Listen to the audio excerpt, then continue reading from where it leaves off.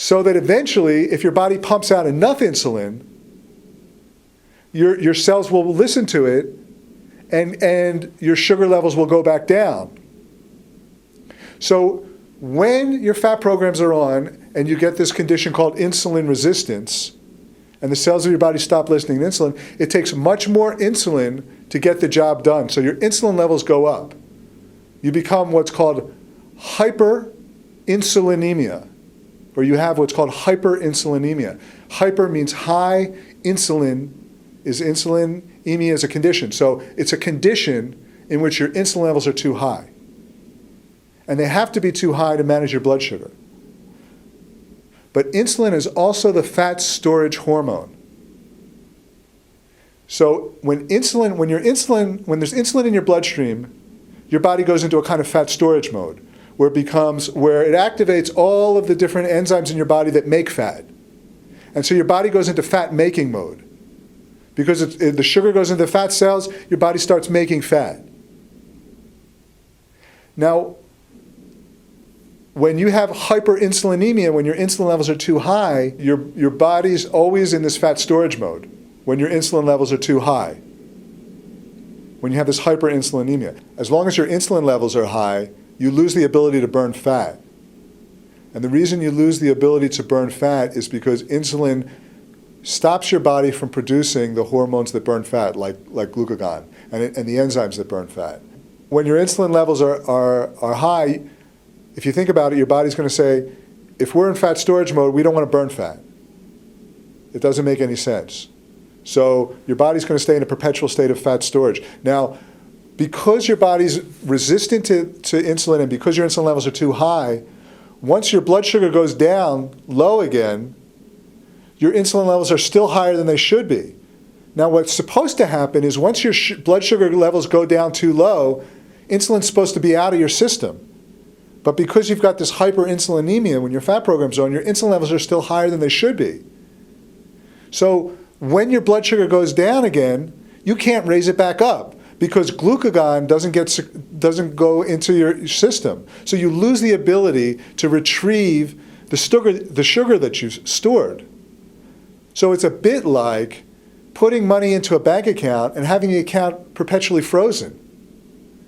You're storing sugar, but you can't retrieve it again. So your blood sugar levels go lower and lower and lower, and the only way to get your blood sugar back up again is to eat something. See, when your system's functioning properly, your blood sugar goes down, and it retrieves that sugar from your liver, your muscle cells, your fat cells. It gets it back. But it can't do that anymore. You've lost the ability to retrieve, you've lost the ability to burn fat efficiently, and you've lost the ability to retrieve sugar efficiently. So what happens is you end up getting low blood sugar episodes. And low blood sugar episodes cause ravenous hunger cravings for sugar. Because sugar is the quickest way to get, processed sugar, junk food is the quickest way to get sugar in your system.